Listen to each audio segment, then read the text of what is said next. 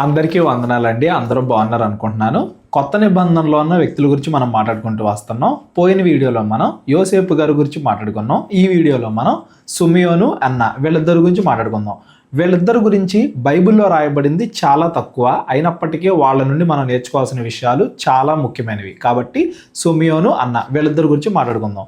వీళ్ళిద్దరి గురించే ఎందుకు అంటే, యేసుక్రీస్తు వారు పుట్టిన వెంటనే, మరియా యోసేపు కాకుండా యేసుక్రీస్తు పుట్టిన వెంటనే ఆయన చిన్నతనంలోనే చూసిన వ్యక్తులు ఎవరు అంటే, దేవుడు ఇద్దరు పేర్లు రాయించాడు. వీళ్ళిద్దరూ కూడా యేసుక్రీస్తుని చిన్న వయసులోనే, అంటే ఆయన పుట్టిన అతి కొద్ది సమయంలోనే చూసిన వాళ్ళు.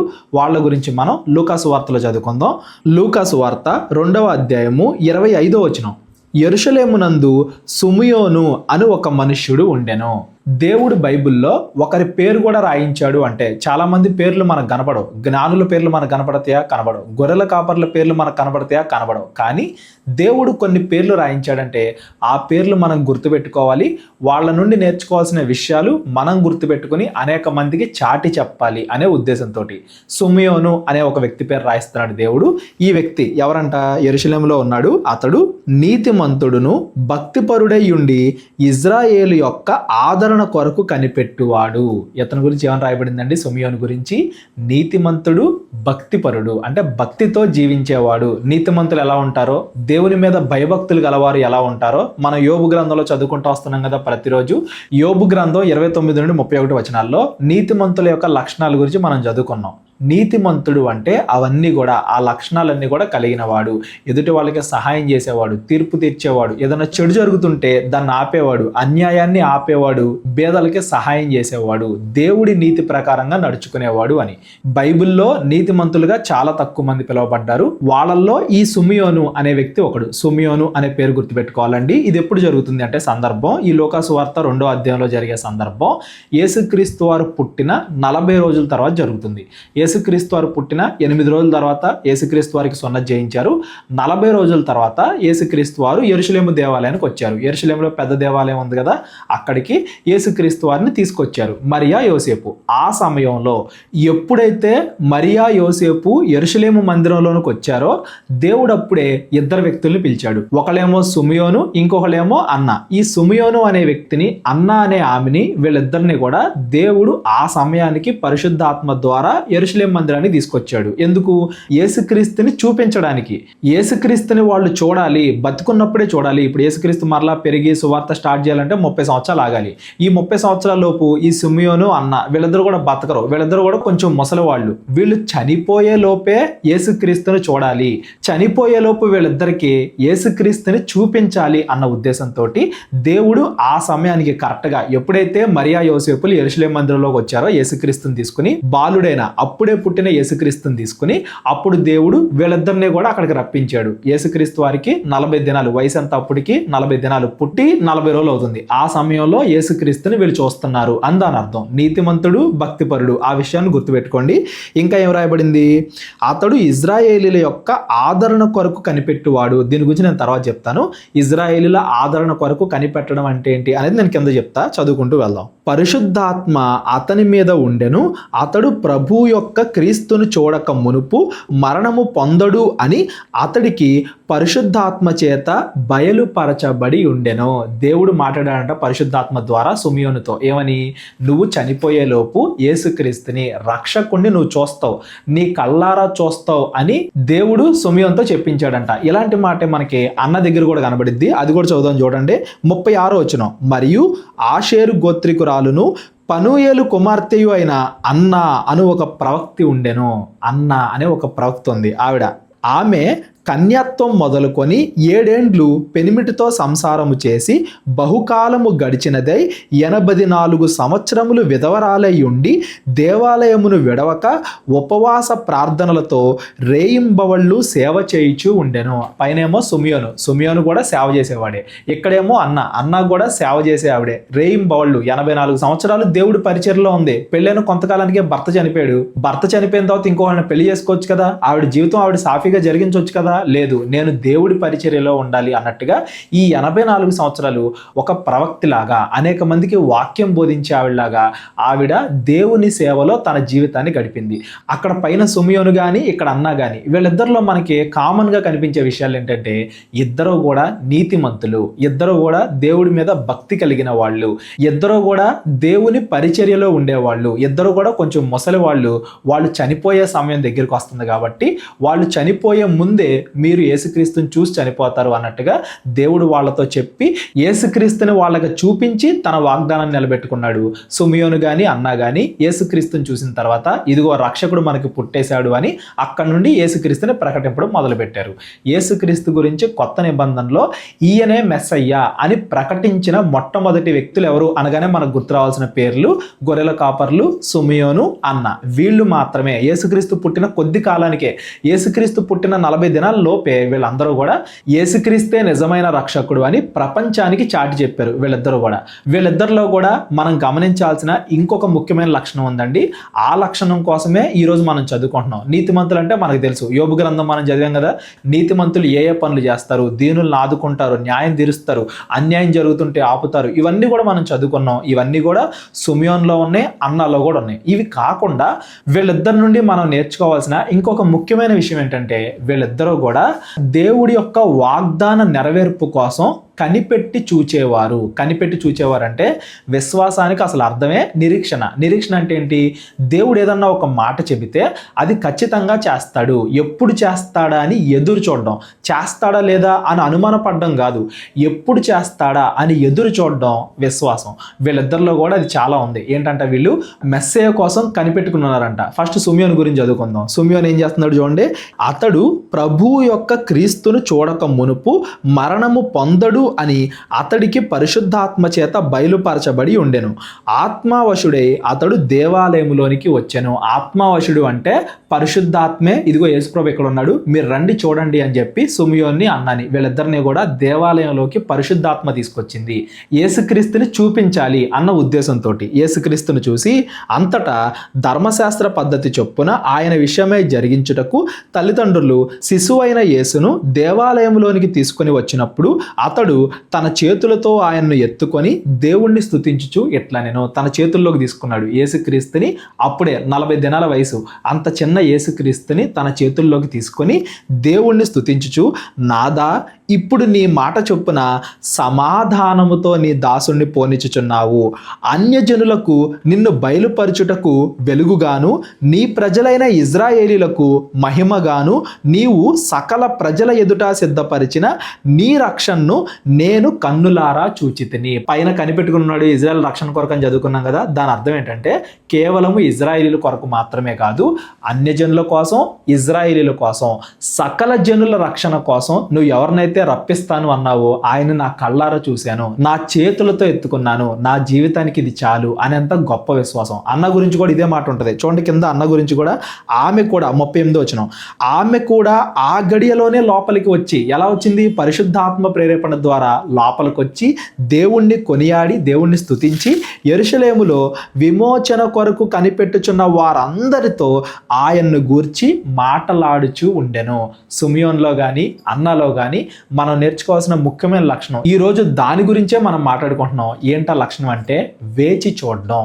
దేవుడు ఏదైనా వాగ్దానం చేశాడంటే అది ఖచ్చితంగా నెరవేరుస్తాడు అని వేచి చూడడం. ఆ కాలంలో ఇజ్రాయేలీలు కానీ అన్యులు కానీ పాపం నుండి ఎప్పుడు విడిపింపబడతారు, ఒక రక్షకుడు ఎప్పుడు వస్తాడు, ఆయన వచ్చి అందరినీ కూడా ఎప్పుడు రక్షిస్తాడు అని ఎదురు చూసేవాళ్ళు. ఆ ఎదురు చూసే వాళ్ళల్లో ఎక్కువ నమ్మకం కలిగిన వాళ్ళు సుమియోను, అన్న. చూడండి, ఆ కాలంలో చాలా మంది పరిసయ్యులు ఉన్నారు కదా, సద్దుకేలు ఉన్నారు కదా. పరిసయ్యులు సద్దుకేలు అంటే డైరెక్ట్గా దేవాలయంలోనే దేవుడి వాక్యాన్ని బోధించేవాళ్ళు. మళ్ళీ ప్రధాన యాజకుడు ఉంటాడు కదా, వాళ్ళు మళ్ళీ ధనవంతులు కదా, పొద్దు నుండి సాయంత్రం దాకా వాళ్ళ చేతుల్లో ఏముంటుంది? ధర్మశాస్త్రం ఉంటుంది కదా. వాళ్ళల్లో ఎవరికైనా కానీ దేవుడు యేసుక్రీస్తుని చూపించాడా? పుట్టినప్పుడు పుట్టగానే ఇదిగో ఈయనే మీ రక్షకుడు అని యేసుక్రీస్తుని వాళ్ళ దగ్గర తీసుకొని చూపించాడా? కానీ అన్నాని సుమియోన్ని మాత్రం పరిశుద్ధాత్మ ప్రేరేపణతో దేవాలయంలోనికి రప్పించి యేసుక్రీస్తుని చూపించి యేసుక్రీస్తుని వాళ్ళు ఎత్తుకునేలాగా చేశాడంటే వాళ్ళు ఎంతగా నిరీక్షించుంటారు, ఎంతగా దేవుణ్ణి అడుగుంటారు. దేవుడా మేము చూడాలి, ప్రభువా మేము బతికున్నప్పుడే యేసుక్రీస్తుని చూడాలి అని వాళ్ళు ఎంతగా దేవుణ్ణి ప్రార్థించి ఉంటారు అనేది మనం గమనించాలి. వాళ్ళ హృదయంలో ఉంది ఒకే ఒకటి, ప్రజలందరూ కూడా ఎప్పుడు పాపం నుండి విముక్తి చెందుతారు, దానికోసం మేము కనిపెట్టుకున్నాం అన్నట్టుగా వాళ్ళు దేవుణ్ణి ప్రార్థించారు. ఈ కాలంలో మనం కూడా యేసుక్రీస్తు ఆల్రెడీ 2000 సంవత్సరాల క్రితం వచ్చాడు. ఇప్పుడు మనం దేనికోసం వెయిట్ చేయాలంటే యేసుక్రీస్తు రెండవ రాకడ ఎప్పుడు వస్తుంది, మనందరం కూడా పరలోకం ఎప్పుడు వెళ్తాం అనే దానికోసం మనం ఎదురు చూడాలి. ఆ కాలంలో యేసుక్రీస్తు గురించి సుమియోను కానీ అన్నా కానీ ఎలా ఎదురు చూశారో ఈ కాలంలో మనం యేసుక్రీస్తు గురించి పరలోకం వెళ్ళడం గురించి అలా ఎదురు చూస్తున్నాం చెప్పండి. అంత విశ్వాసం మనకుందా చెప్పండి. వాళ్ళేమి యేసుక్రీస్తు పెద్ద అయిన తర్వాత సువార్త పరిచర్య మొదలుపెట్టిన తర్వాత అప్పుడు చూడాల యేసుక్రీస్తుని, యేసుక్రీస్తు వారు 4-5 స్వస్థత కార్యాలు చేసిన తర్వాత అప్పుడు చూడాల యేసుక్రీస్తుని. చిన్నప్పుడుగా ఉన్నప్పుడే, అప్పటికి ఇంకా యేసుక్రీస్తు వారికి మాట్లాడడం కూడా రాదు, ప్రసంగాలు చేయడం వాక్యం చెప్పడం కాదు కదా, మాట్లాడడం కూడా రాదు, చేతుల్లో ఏడుస్తూ ఉంటాడు. అంత చిన్నప్పుడే యేసుక్రీస్తుని వాళ్ళు చూసి ఈయన పెద్ద అయిన తర్వాత ప్రజలందరినీ కూడా రక్షిస్తాడు అని వాళ్ళు నమ్మారంటే వాళ్ళల్లో ఎంత విశ్వాసం ఉంది. అంత విశ్వాసం ఉంది కాబట్టి ఎక్కడో ఉన్న వాళ్ళని దేవుడు యెరూషలేము మందిరానికి తీసుకొచ్చి వాళ్ళిద్దరికీ కూడా యేసుక్రీస్తుని చూపించాడు దేవుడు. వాళ్ళు నిరీక్షణ కలిగి ఉన్నారు, దేవుణ్ణి అడిగారు, ప్రభువా మేము చూడాలి అని పట్టుబట్టారు, దేవుడు వాళ్ళకి చూపించాడు. అంత విశ్వాసం మనకుందా? ఏదైనా దేవుడు చేసిన వాగ్దానాన్ని కనిపెట్టుకునేంత విశ్వాసం, ప్రభువా నేను సువార్త ప్రకటిస్తాను, నాకు చూపించు నీ మహిమని, ప్రభువా రెండో రాకడ ఎప్పుడు జరుగుతుంది, నేను చూడాలనుకుంటున్నా పరలోకాన్ని, నేను వెళ్తానా, పోనీ యేసుక్రీస్తు రెండో రాకడ పక్కన పెట్టండి, చనిపోయిన తర్వాత పరలోకం ఎలా ఉంటుంది అని చూడాలనుకునే వాళ్ళు ఎంతమంది చెప్పండి. ప్రభువా నేను చూడాలనుకుంటున్నా పరలోకాన్ని అని దేవుణ్ణి అడిగే అంతమంది విశ్వాసులు ఎంతమంది ఉన్నారు? ప్రార్థనలో మనం ఎప్పుడు కూడా ప్రభువా నాకు ఇజ్జేయి, ప్రభువా నాకు అజ్జేయి ఇలాంటివే మనం అడుగుతామే కానీ ప్రభువా నీ వాగ్దానాన్ని నేను చూడాలనుకుంటున్నా, నువ్వు పరలోకంలో ఎలా ఉంటావో నేను చూడాలనుకుంటున్నా, నేను పరలోకానికి వెళ్ళాలనుకుంటున్నా, అక్కడ జీవితం ఎలా ఉంటుందో నేను ఊహించుకోలేకపోతున్నా. ఇలాంటి వాటి గురించి మనం ఎప్పుడైనా కానీ ప్రార్థన చేసామా? యేసుక్రీస్తు వారు అందరినీ రక్షించడం, చనిపోయి తిరిగి లేగడం ఇవన్నీ కూడా ఎప్పుడో 30 సంవత్సరాల తర్వాత జరిగాయి. అప్పుడే యేసుక్రీస్తు వారు పుట్టారు. అయినా కానీ వీళ్ళు ఇప్పుడే నమ్ముతున్నారు. యేసుక్రీస్తు వారు పుట్టినప్పుడే సువార్త ప్రకటించిన వాళ్ళు ఎంతమంది అంటే చాలా తక్కువ మంది కనపడతారు మనకి. వాళ్ళల్లో సుమియోను అన్న వీళ్ళిద్దరి పేర్లే దేవుడు మనకి బైబిల్లో రాయించాడంటే వాళ్ళిద్దరిని మనం ఎంతగా గుర్తుపెట్టుకోవాలి. వాళ్ళిద్దరూ ఎంతగా దేవుడి మీద ఆసక్తి చూపించారు, ఎంతగా దేవుడిని నమ్మారు అనేది మనం గుర్తుపెట్టుకోవాలి. యేసుక్రీస్తు వారు పెద్ద అయిన తర్వాత అనేక స్వస్థత కార్యాలు, అద్భుత కార్యాలు ఇవన్నీ చేసినా కానీ యేసుక్రీస్తుని నమ్మకుండా ఉన్న వాళ్ళు చాలా మంది ఉన్నారు. పరిసయ్యులు అని పేరు పెట్టుకుని, శాస్త్రులు మాకు ధర్మశాస్త్రం బాగా తెలుసు అనే పేరు పెట్టుకుని యేసుక్రీస్తుని నమ్మకుండా ఉండేవాళ్ళు అనేకులు ఉన్నారు.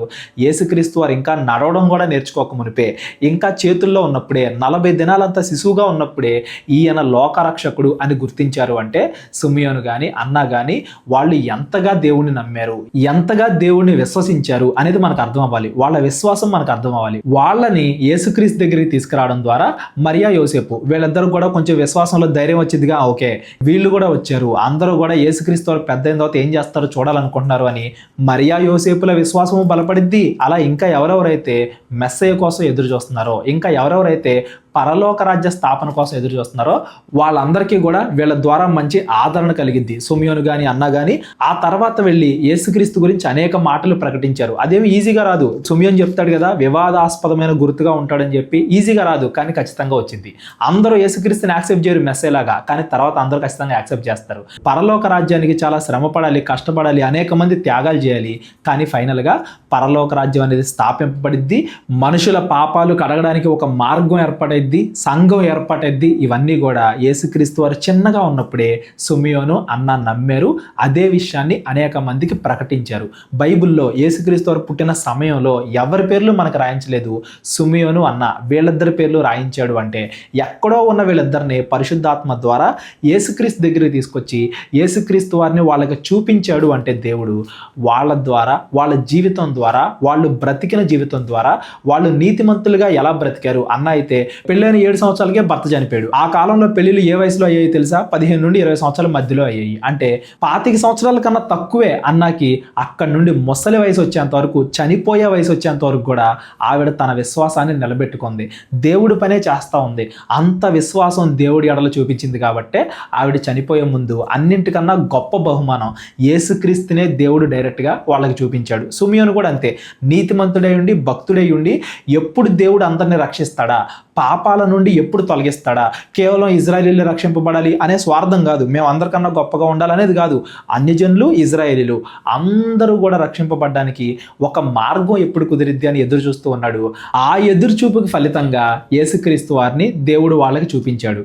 యేసుక్రీస్తు వారు పరలోక రాజ్య ప్రకటన స్టార్ట్ చేయడానికి ముందు, అంటే యేసుక్రీస్తు వారికి 30 సంవత్సరాలు రాకముందు యేసుక్రీస్తు వారే మెస్సయ్య అని నమ్మిన అతి తక్కువ మందిలో సిమియోను అన్న మొదటి స్థానంలో ఉంటారు అనేది మనం గమనించాలి. వాళ్ళ విశ్వాసాన్ని చూసి మనం కూడా ఇన్స్పైర్ అవ్వాలి, నేర్చుకోవాలి. యేసుక్రీస్తు ఇంకా చిన్నగా ఉన్నప్పుడే వాళ్ళు నమ్మారే యేసుక్రీస్తుని. యేసుక్రీస్తు వారు పెద్ద అయ్యారు, సువార్త ప్రకటించారు, మన కొరకు చనిపోయారు, తిరిగి లేచారు, ఎంత చేశారు కదా. ఎప్పటికైనా మనం యేసుక్రీస్తుని నమ్ముతున్నామా? యేసుక్రీస్తు వారు చిన్నగా ఉన్నప్పుడే, బాలుడిగా ఉన్నప్పుడే యేసుక్రీస్తు వారి గురించి సిమియోను అన్న ప్రకటన చేశారే, సువార్త ప్రకటించారే. మరి యేసుక్రీస్తు వారు మన కోసం ఎంత చేశారు, ఎన్ని మాటలు మాట్లాడారు, చనిపోయారు, తిరిగి లేచారు, ఇవన్నీ మనం చదువుకున్నాం కదా. మరి మనం యేసుక్రీస్తు వారి గురించి ప్రకటన చేస్తున్నామా? యేసుక్రీస్తు వారు మాటలు లేక మునిపే కేవలం ధర్మశాస్త్రం అనేది సంపూర్ణం కాదు, పరిపూర్ణం కాదు. ధర్మశాస్త్రం ఉన్నప్పుడే వాళ్ళంత నీతిగా నడుచుకున్నారే, అంత మంచిగా దేవుడి మీద విశ్వాసాన్ని కొనసాగించారే. మరి కొత్త నిబంధన వచ్చిన తర్వాత అయినా మనం అంత మంచిగా బతకగలుగుతున్నామా? కొత్త నిబంధన వచ్చిన తర్వాత అయినా మనం మన విశ్వాసాన్ని నిలబెట్టుకోగలుగుతున్నామా? కొత్త నిబంధన లేనప్పుడే వాళ్ళు ఎంత బాగా బతికారు, కొత్త నిబంధన లేనప్పుడే వాళ్ళు ఎంత నీతిమంతులుగా బతికారు, భయభక్తులతో బ్రతికారు, సువార్తను ప్రకటించారు. మరి కొత్త నిబంధన వచ్చిన తర్వాత యేసుక్రీస్తు వారు మన కోసం ఎంత చేసిన తర్వాత మనం ఎలా బ్రతుకుతున్నాం అనేది మనం గమనించాలి. సిమియోను గారు చెప్పిన ఒక ప్రవచనాన్ని మనం చదువుకుందాం. ఆ ప్రవచనాన్ని చదివి మనం క్లోజ్ చేసుకుందాం. సిమియోను గారు యేసుక్రీస్తుని చూసిన తర్వాత ఏమని మాట్లాడుతున్నారు చూడండి. ఇదిగో అనేక హృదయాలోచనలు బయలుపడినట్లు ఇజ్రాయేలీల్లో అనేకులు పడుటకును తిరిగి లేచుటకును వివాదాస్పదమైన గుర్తుగా ఈయన నియమింపబడి ఉన్నాడు. అనేకుల హృదయాలోచనలు బయలుపడతాయి, మంచివైనా చెడ్డవైనా. మనం మంచివారిగా మారతామా, చెడ్డవారిగా మారతామా, మారు మనసు పొందుతామా, పొందమా? యేసుక్రీస్తు వారి శిలువ మరణ త్యాగాలను చూసి మనం పశ్చాత్తాపడుతున్నామా లేదా? మనం మారు మనసు పొందుతామా లేదా? ఇంకా పాపంలో పడిపోతామా? మన హృదయాలోచనలు ఏమవుతున్నాయి? బయటపడుతున్నాయి. పడుటకు తిరిగి లేచుట కంటే సువార్త అనేది, దాన్ని నమ్మే వారికి రక్షణ, ఎవరైతే దాన్ని నమ్మరో వాళ్ళకి తీర్పు తెచ్చడానికి కూడా అదే సువార్త పనిచేస్తుంది. అంటే మన హృదయాలోచనలు అన్నీ కూడా ఇప్పుడు బయటపడిపోతున్నాయి. యేసుక్రీస్తు వారు వచ్చిన తర్వాత ఎవరు మంచివారు, ఎవరు చెడ్డవారు, ఎవరు ఆయన చెప్పిన మాటల ప్రకారంగా బ్రతుకుతారు, ఎవరు ఆయనకి వ్యతిరేకంగా బ్రతుకుతారు, ఎవరు ఇంకా పాపాలు చేస్తూ బ్రతుకుతారు, ఇవన్నీ కూడా బయటపడిపోతున్నాయి.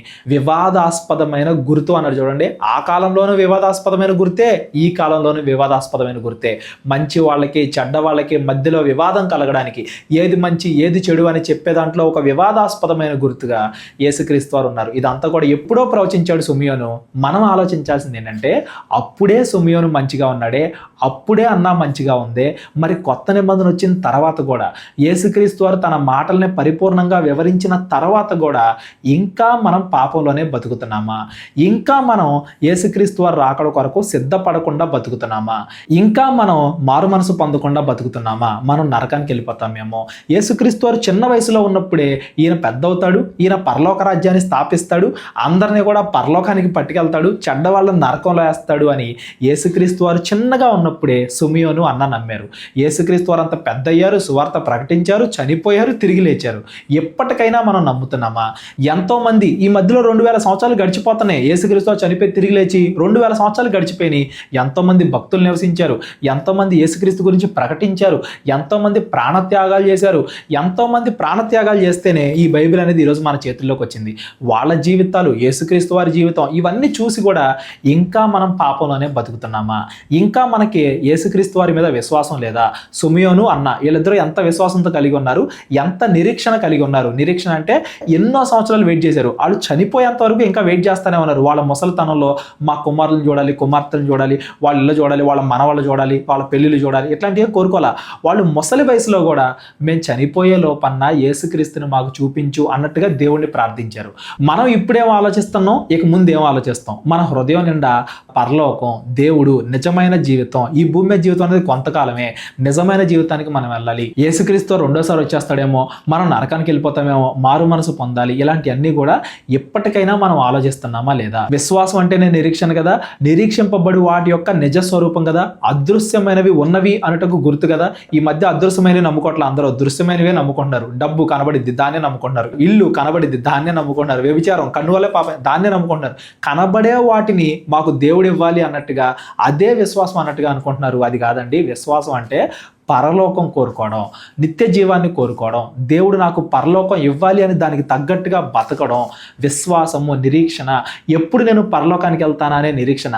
నరకానికి వెళ్ళిపోకుండా నేను ఏం చేయాలా, అపవాది ఆటంకాలను ఎలా ఎదిరించాలా అనే దానికోసం నిరీక్షణ. ఇలాగా నిరీక్షణ అంటే పరలోక రాజ్యానికి సంబంధించి ఆత్మ సంబంధమైన విషయాల గురించి నిరీక్షణ కలవారు నిజమైన విశ్వాసులు అవుతారు, నిజమైన నీతిమంతులు అవుతారు. వాళ్ళల్లో గొప్పవారు సిమియోను, అన్న. వాళ్ళిద్దరిని చూసి ఈరోజు మనం బుద్ధి తెచ్చుకోవాలి. వాళ్ళిద్దరిని చూసి ఈరోజు మనం నేర్చుకోవాలి.